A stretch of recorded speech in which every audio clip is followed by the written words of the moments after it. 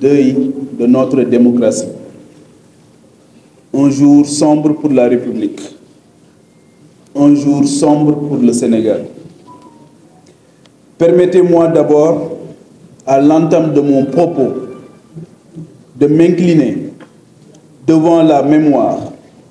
de toutes ces morts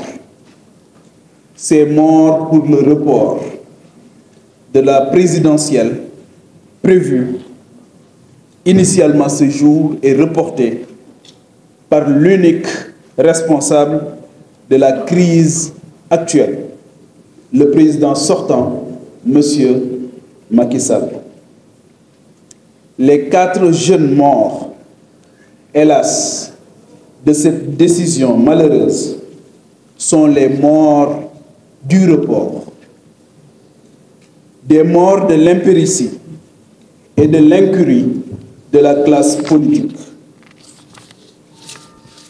Mesdames, Messieurs, mes chers compatriotes, après 8 mois de jalons démocratiques, après le retrait des fiches de parrainage par 268 candidats à la candidature, après le dépôt de 93 candidatures au Conseil constitutionnel, unique instance de supervision de tout le processus électoral, après la validation définitive de 20, puis de 19 candidats officiels par le Conseil constitutionnel, sous le prétexte fallacieux de soupçons de corruption non étayés par une seule once de début de preuve, le président Macky Sall, en toute illégalité et de manière scandaleuse, a décidé d'arrêter le processus électoral en reportant le rendez-vous avec le peuple qui devait se tenir en ce dimanche. Il restera dans l'histoire et devant les hommes comme le principal acteur de ce plongeon dans l'inconnu, de cette prophétie autoréalisatrice d'une crise institutionnelle qu'il aura lui-même créée. Après cette forfaiture innommable, ce garrot qui a étranglé toute notre jeune démocratie au bord de la suffocation, le voilà qui, avec toute sa désinvolture habituelle, dans un savant mélange de flou et de pièges, appelé à un soi-disant dialogue. Un dialogue moulu dans le dilatoire et le manque de considération, de respect à l'endroit de son ou ses futurs remplaçants. Pour avaliser des schémas préconçus dans ces officines. Non, non, non, non 3 fois. Nous n'irons pas à ce dialogue. Nous n'irons pas à ce dialogue. Nous n'irons pas à ce dialogue parce que la pratique habituelle du dialogue prôné par M. Macky Sall banalise l'idée même du dialogue. Et par là ôte toute la quintessence du mot dialogue à sa véritable signification. On connaît la méthode du président Sall. Acte 1, on met les gens devant le fait accompli. Acte 2, on fait sa cuisine interne et on crée son monstre. Acte 3, on appelle les gens pour entériner. Rien que pour cela, nous nous opposons à ce dialogue car en réalité, il s'agit plutôt de compromission. Non pas que nous soyons contre le dialogue, au contraire. Toute notre trajectoire politique, notre pédigré, ainsi que nos déclarations promeuvent le dialogue, ce rempart face au péril. Il y a de cela 8 mois, en septembre 2023, apercevant déjà les nuages grossir au-dessus de nos têtes du fait des politiciens. J'avais longuement appelé à un dialogue. Certains d'entre vous en sont les témoins. Hélas, 3 fois hélas, la bipolarisation mortifère que nous avons toujours dénoncée de l'espace politique a ignoré notre appel et en voici les conséquences. Mesdames et messieurs, mes chers compatriotes, les termes de référence du dialogue sont déjà pupés par celui-là même qui appelle au dialogue. Ceci pour 4 raisons. Premièrement, la décision du Conseil constitutionnel ne souffre d'aucune interprétation et est très claire. Le président Macky Sall doit impérativement organiser l'élection présidentielle dans les meilleurs délais et passer le pouvoir avant le 2 avril. Les meilleurs délais supposent avant le 2 avril. Date butoir de son mandat de 5 ans. Donc, organiser un dialogue sur la date de la présidentielle est incongru et sans intérêt, sachant que la décision submentionnée est limpide. Deuxièmement, qui dialogue avec qui? Le Conseil constitutionnel a validé une liste définitive de 19 candidats après le retrait d'une candidate. Et le chef de l'État veut qu'on dialogue avec des candidats non retenus. La société civile et certaines forces vives et les partis politiques dans leur globalité. Aucune de ces catégories ne sont candidats à cette élection. Rien que cette envie de mélanger des acteurs aux intérêts divergents traduit le cynisme absolu qui sous-tend ce dialogue. Sans rien demander, la coalition Papa Djibril Fall président a franchi les haies démocratiques avec brio. En dépit des invectives, de la boue et de la gadoue pour être au rendez-vous de 2024. Comme je le disais le 6 mai à Tchadjaï, lors de la déclaration de candidature à la présidentielle, nous l'avions dit et nous l'avons fait. Et c'est le moment de remercier tous les serviteurs et tous les Sénégalais qui se sont mobilisés partout, au Sénégal et dans la diaspora, pour permettre à cette candidature d'être définitivement, d'être validée, mais pour permettre aussi à cette formation politique d'être définitivement une réalité politique. Nous disions à l'époque, le 6 mai, que caution d'unité, parrainage d'unité. Pour rappel, en 2012, pour démontrer que les arguments qui ont été avancés par le président Sall sont des arguments fallacieux, qui ne reposent absolument sur rien du tout. Pour rappel, en 2012, les candidatures de M. Keba Kent et de M. Youssou Ndour n'ont pas été retenues. Malgré cela,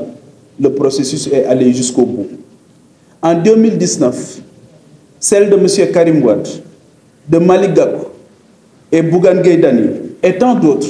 Vous vous rappelez, en 2019, il y a ceux qui nous ont appelés à l'époque le C25. C'était aussi des candidats, entre guillemets, spoliés, en tout cas qui n'ont pas été recalés. Mais malgré ça, le processus est allé jusqu'au bout.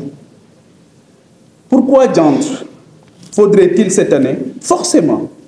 faire dialoguer des candidats validés avec des candidats qui n'ont pas été retenus pour aller à la présidentielle? Le tout dans un tel désordre dont on est à peu près sûr qu'il ne sortira aucun consensus. Nous ne serons pas à la table d'un dialogue débouchant sur un échec programmé. Troisièmement, pour justifier la tenue du dialogue, son initiateur, M. Macky Sall, avec ses co-organisateurs masqués ou démasqués,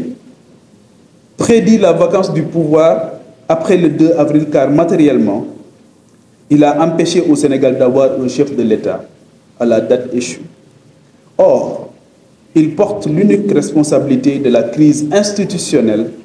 dans laquelle le Sénégal risque de sombrer après le 2 avril.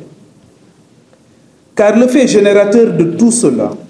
c'est son discours d'arrêter le processus électoral à 10 heures avant le début de la campagne. C'est incroyable quand même. Heureusement que le Conseil constitutionnel a sauvé la République et la démocratie en abrogeant son décret sans base légale et en déclarant la loi contraire à la Constitution. Le dialogue apparaît dès lors comme une tentative d'hameçonnage, de piège pour chercher des complices dans cet effondrement général de notre héritage démocratique. Rien que pour cette raison, nous disons non au dialogue. Enfin, quatrièmement, le vrai dialogue, celui non galvaudé, est réclamé par les Sénégalaises et les Sénégalais. C'est le dialogue avec le peuple, par le vote. En tant que candidat officiel à l'élection présidentielle, j'ai la légitimité et la dignité de revendiquer d'avoir obtenu l'onction du peuple sénégalais à travers le parrainage en étant candidat, ni par procuration, ni par procrastination. Que nous dit ce peuple? Je le dis, je le répète, nous ne sommes ni un candidat mandaté par qui que ce soit, par quelque lobby que ce soit. Nous ne sommes ni un candidat par défaut, nous ne sommes ni un candidat par procuration. Nous sommes un candidat qui a eu l'onction du peuple sénégalais. Que nous dit ce peuple? Assez de vos tambouilles politiques et politiciennes, assez de vos querelles, assez de votre brouhaha, alors que le personnel politique est infiniment minime devant les boulangers, les entrepreneurs, les travailleurs du secteur privé comme du secteur public, les marchands ambulants, les tailleurs, les menuisiers, les mécaniciens, les agriculteurs, les éleveurs, les pêcheurs, etc. Bref, toutes ces catégories sociales du pays, hautement plus dignes et plus soucieuses du bien-être collectif. Assez de ces politicailleries, assez, devant tant de peines, devant tant de morts,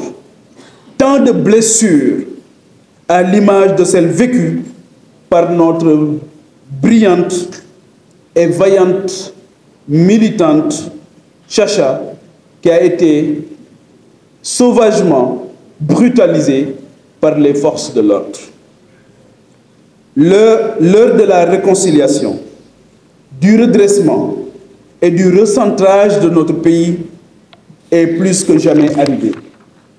C'est le sens de ma candidature et l'essentiel vers lequel nous devons toutes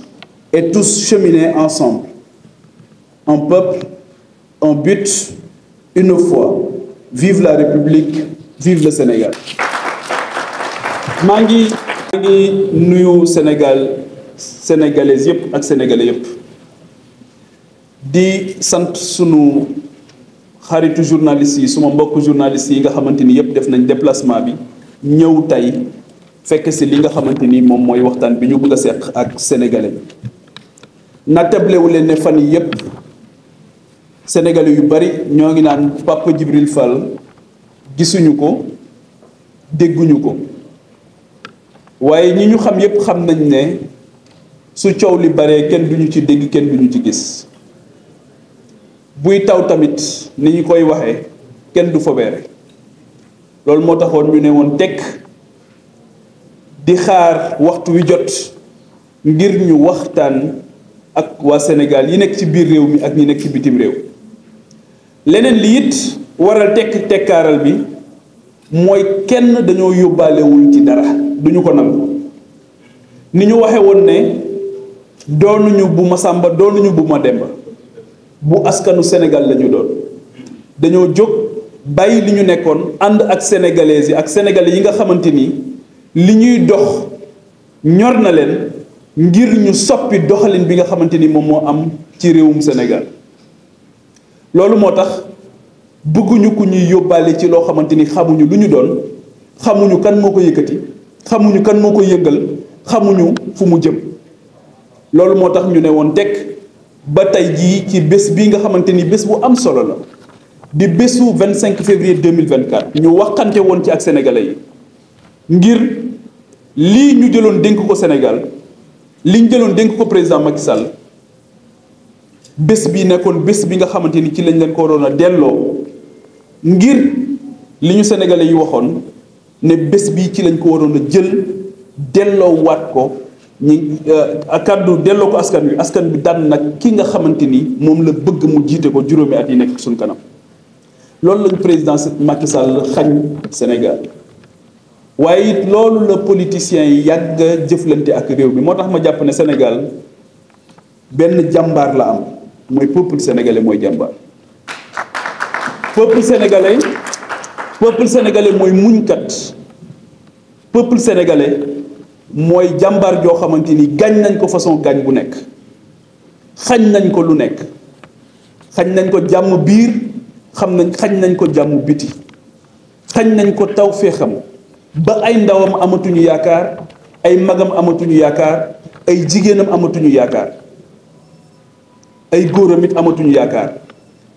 ñi nekk ci njàng mu kawe mi amatuñu yaakaar gis ngeen fan yi ngeen gis bataaxal buy wane ne ñoo ngi université Cheikh Anta Diop waaye université Cheikh Anta Diop ba mu tëjee it ba université Gaston Berger tijjee yëngu-yëngu yi ba mu fa amee dégg nga la ñu defati étudiants yi rey étudiant deeti te étudiant bu jóg dem ci université pour jàngi dee taxul dee yóbbuwu la xam-xam moo la fa yóbbu te loolu du lu bees lu yàgg la ci réew mi kon université jàpp naa ne 2024 bii politiciens yi war nañoo góorgóorlu ba bu ñuy def seeni mbir ñu épargner ci université yi ba kuy deeti dootul doonati étudiant bu ñu sañoon kenn du dee ñun li ñu wax boobu ba tey mooy bu ñu sañoon kenn du dee ci politique depuis mars 2021 Sénégal daanaka lu toll ci téeméeri nit faatu nañ fi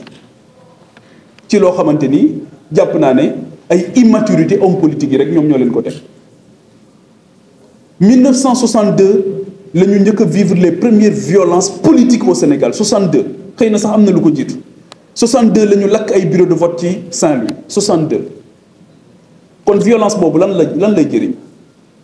à chaque fois boo xamante ni fauteuil bi taxaw na fauteuil bi bu taxawee moom politiciens yi dañ naan kaay leen ñu rayante kaay leen ngeen dee pour ma toog ci fauteuil bi dara jaru ko dara jarul dee àdduna ak li ci biiram yilif ko jarul kenn di dee ñun loolu mooy suñu conviction la plus forte et nous la réaffirmons et nous condamnons avec la dernière énergie képp koo xamante ni da ngay prôner la violence ak forme bu mu mën a doon nag laa wax forme bu mu mën a doon ñun dañ koy condamner amoo koo mën a nekk ci réew mi di def politique te boo defee lu dul yoon duñ la wax ne la li nga def du yoon amoo koo mën a doon ak ku mu mën a doon kon sénégalais yi sonn nañ xam naa ne journalistes yi sax sonn nañ ndax gis ngeen keroog li ñu def sunu mbokku taskatu xabaar yi te loolu xëy na bu fekkoon ne débat économique bi jël na le dessus définitivement bu élection jàllee mënuñoo nekk ci campagne électorale jamono bu ci nekk c'est pas possible dafay am jamono politique am jamono liggéey mais mënuñu saa bu ñu génnee ci benn kii politique ñu dugalaat ñu ci beneen ba nit ñi duñu mën a am jotu def li nga xamante ni moom la ñu bëgg a def mooy def seen liggéey donc vraiment ça suffit largement te loolu ñi nga xamante ni ñoom ñooy des politiciens professionnels ak ñi nga xamante ni ñoom ñoo fas yéene dundee politique ak les rentiers de la tension yi nga xamante ni bu xuloo amul ak xeex ci politique amul du ñu dund ñoom ñoo bëgg a gàllankoor suñu réew mi ñoom ñoo tas suñu réew mi donc te loolu jàpp naa ne doy na sëkk mënatul woy leneen li nga xamante ni am na solo te ñu bëgg koo wax mooy li ñu tuddee le deuil de la politique de la démocratie loolu jàpp naa ne lu metti la loo xamante ni am na tey ci Sénégal 25 février 2024 loolu tamit ñu koy naqarlu bu baax ndax tey rendez-vous bu am solo la woon may nuyu suma waa dëkk muy waa Caajaay yi nga xamante ni tey bés bi dañu waroon a xëy dem voté ji mu nekk une fête de la démocratie ñu saafonte ak mbokk yi ñoom ñëpp ñu ko doon waajal ma leen di massawu ñoom tamit waa Thiadiaye comme ni may massawoo waa Sénégal yépp di leen wax ne nañu defarwaat gën a taxaw xam ne bés du ñàkk élection yi foog ñu jàpp date bi dem ci élection yi ñu soppi li nga xamante ni moom moo fi nekk bés du ñàkk kon ñoo ngi leen di gërëm ñoom it di leen sant ci seen taxawaay ak seen gunge ak ni nga xamante ni noonu lañ ñu jàppale di leen massawu tamit ci seen coono yi nga xamante ni Benno Bokk Yaakaar moo leen ko teg depuis 2012 ni may massawoo waa Thiadiaye noonu lay massawoo waa Sénégal yépp ndax ñëpp a sonn ci ñoom ni ma ko waxee woon keroog assemblée nationale def naa tuuru Sénégal bu dul benn du ñaar waaye nee naa leen keroog ci kaw assemblée nationale bi ñu jàllale seen loi boobu ne leen ñeenti sénégalais yu ma dajal ñett ñi pare nañ ci Benno Bokk Yaakaar kon les gens aspirent à autre chose nit ñi bëgg nañ ñu gouverner leen neneen nit ñi bëgg nañ guerre jóge fi nit ñi bëgg nañ mal gouvernance jóge fi nit ñi bëgg nañ ñu yor Sénégal yor bu mucc ayib loolu moo tax dialogue bi ñuy woote ñun jàpp nañ ne dialogue lu am solo la jàpp nañ ne waxtaan lu am solo la waaye nii ko politiciens yi di defee dafa dem ba tax dina tax bés dina jot waxtaan jot te duñu mën a waxtaan ndax dañoo nekk di fooye baatu dialogue baatu waxtaan lu am solo la wax nañ ko waaye nii ñu koy defee dañ ciy ñoom am ay ambition yoo xamante ni ay ambition crypto personnelle lay doon pour gérer ay carrières politiques des uns et des autres pour revenir ci li tax le président Macky Sall annulé bi élection bi te ñu jàpp ne reporté ko te ñu jàpp ne waru ko woon a def mooy en 2012 dafa am Sénégalais yu jógoon ne dañoo bëgg a nekk président de la République dem ci parrainage bi mataluñu ñu ne leen yéen dem leen toog mënu leen a nekk candidat processus bi continuer ñu fal président de la République en 2012 mu tudd Macky Sall en 2019 lu toll ci ñaar fukki nit ak juróom le C25 la ñu ne yéen mënu leen a am parrainage dem leen toog ñoom ñu def seen voie de recours yépp mais terewul ñu dem ci élection mais en 2024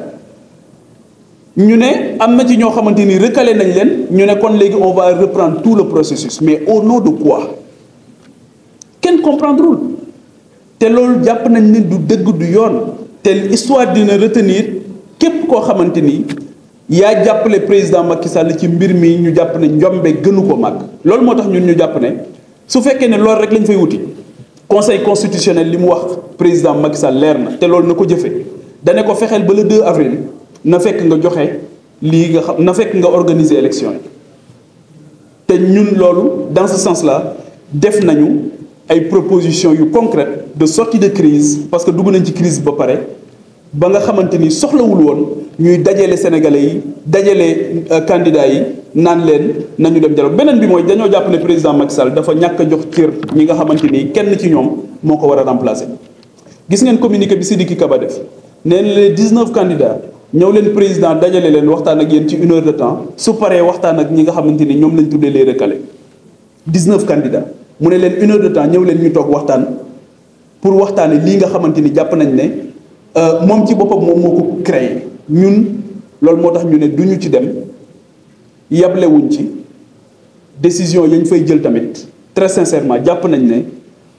jëlul en compte les intérêts des générations futures te loolu mooy le problème du politicien sénégalais mooy buy jël décision dafay xalaat peut-être la prochaine élection mais du bàyyi xel la prochaine génération loolu moo tax ñun bi ñu dugg politique dañu ne bu ñu naree def comme gars yi vaut mieux ñun ñu bàyyi suñu naree def comme ñoom vaut mieux ñun ñu arrêté loolu moo tax bëgguñu def comme ñoom moo tax it bëgguñu fépp foo xamante ni dañ fay poser acte boo xamante ni dafay trahir espoir du peuple sénégalais ñun ñaanuñu yàlla kenn gisuñu fa loolu moom moo waral ñu jël position bi ñu jël daal dina dialogue bi duñu ci dem dañuy wëy nag di dialoguer avec le peuple sénégalais continuer liggéey bi nga xamante ni moom lañ doon def waxoon naa ko keroog daal ne bi ñu dugg politique dañu avertiroon ñaari nit ak seeni ñoñ ñaar ñi ñu avertiroon mooy ñi nga xamante ni dañuy xuppaate mooy menace rek la ñu am na ñu leen tuddee sax les dictateurs de la pensée unique mooy boo xalaatul ni ma xalaate wala boo bokkul fi ma bokk tey ma rey la te dootoo fi waxati ñooñu moom ba ñu duggee politique lañ am problème dañoo fekk ñu nootoon gars yépp ne foog fii ñuy xool ngeen di xool ñu ne leen loolu du fi amee ñeneen ñi ñooñu tamit ak ñi leen di jàppale xam nañ seen bopp ñeneen ñi mooy ñi nga xamante ni dañuy xëppaate mooy ñi nga xam jàpp nañ ne képp ku jóg am taxawaay bu am solo dañ laa war a dig poste ministre. ñun bañ ñu diggee poste ministre dañoo bañ bañ ñu bëggee def bañ ñu bëggee jox alalit dañoo bañ nanguwuñu ku ñu ger nanguwuñu ku ñu jox ay poste parce que dugguñu nekkuma candidat à la présidentielle pour être ministre loolu aussi dama bëgg mu leer nekkuma candidat à la présidentielle pour être chef d'agence loolu suñ ko bëggoon démb la loolu am nañ ko yàgg na donc loolu aussi dañ ciy dalal xelu sunu ñi ñuy jàppale ci biir réew mi ak ci bitim réew xam ne ay positionnement ci politique dugaluñu ci politique très sincèrement loolu ñi koy xalaat mooy ñi ñu xamut wala ñi nga xam dañoo parparloo ba yàqu ñun dugguñu ci politique pour positionner wu lijjanti fii nekk benn ministre wala ñëw nekk chef d'agence wala directeur d'agence ak yooyu loolu dugaluñu ci politique dañoo dugg ci politique nekk candidat à la présidentielle pour remplacer le président Macky Sall ndax jàpp nañ ne fi ñu dugg ci politique Sénégal soxla nañu Afrique soxla na suñu xalaat soxla nañu liñ ci indi ci politique ci jom ak ngor soxla na ko liñ ci indi ci fit ak jom soxla na ko liñ ci indi ci xam-xam ak hikma tamit bu mat sëkk soxla na ko boole kook ak xam-xam boole kook teggin boole kook yitte ju mat sëkk loolu moom moo tax ñu dugg ci politique moo tax tous les gens qui ont tenté et ils se reconnaîtront de nous déstabiliser ñoom ñëpp dañoo mujj yéemu ci yàlla ndax xam nañ ne ñun de li ñu foogoon loolu nekkul ñii jéem nañ ko ci xupp ñii jéem nañ ko ci xëpp ñii sos nañu ba sonn ñii wër nañu plateau télé yi lu ne wax nañ ko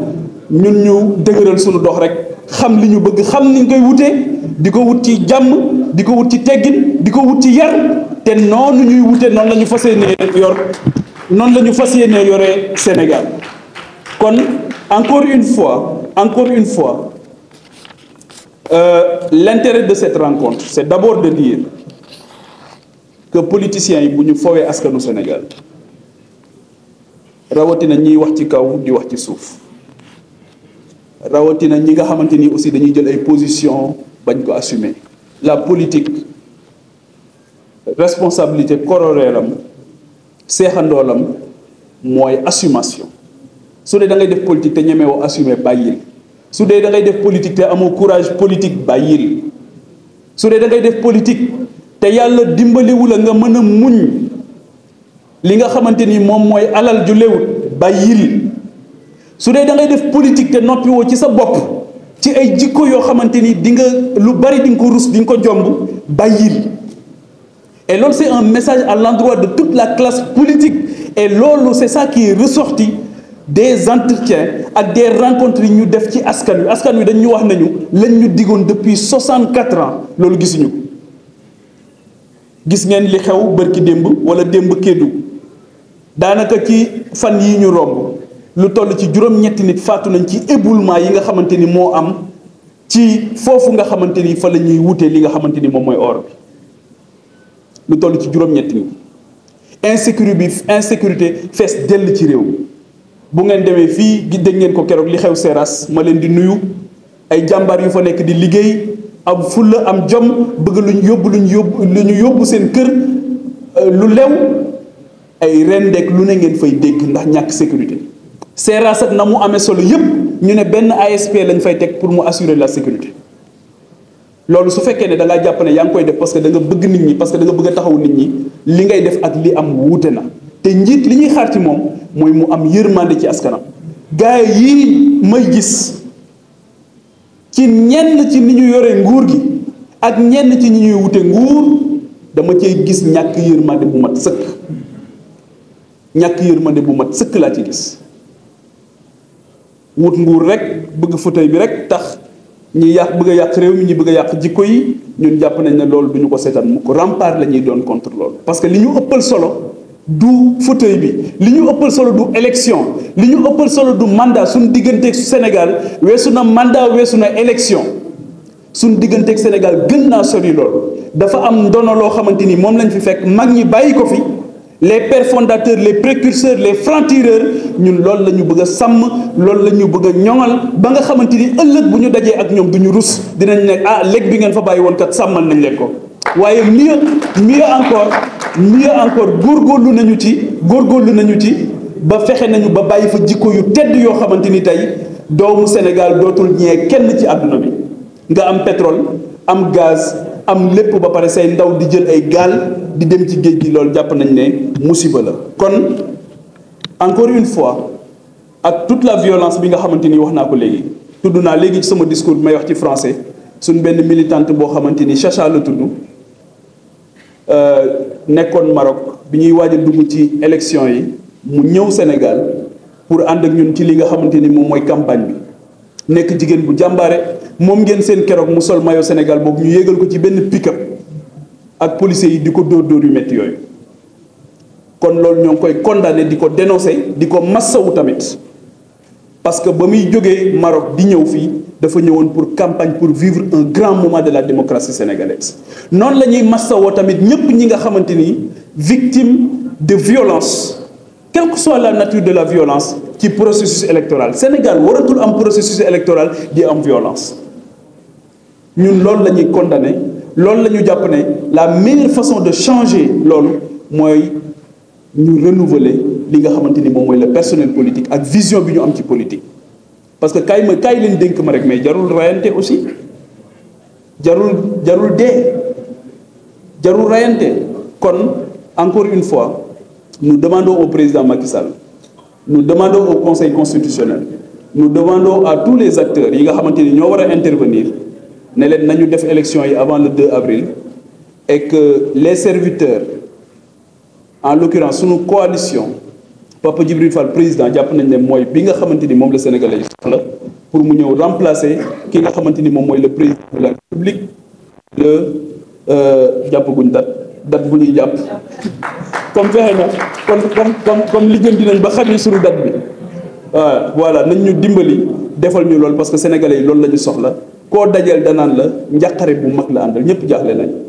kon njàqare boobu encore une fois politiciens yi am nañ habitude di ko teg sénégalais yi mais nañ ñu dimbali ba génn si ba mën a jàll ci leneen en tout cas ñoo ngi leen di gërëm bu baax di leen sant su fekkee ne je fais une dérogation par rapport ak Jéemodi su fekkee am nañu ay question ñu jël ko suñu amul question ñu ñaanalante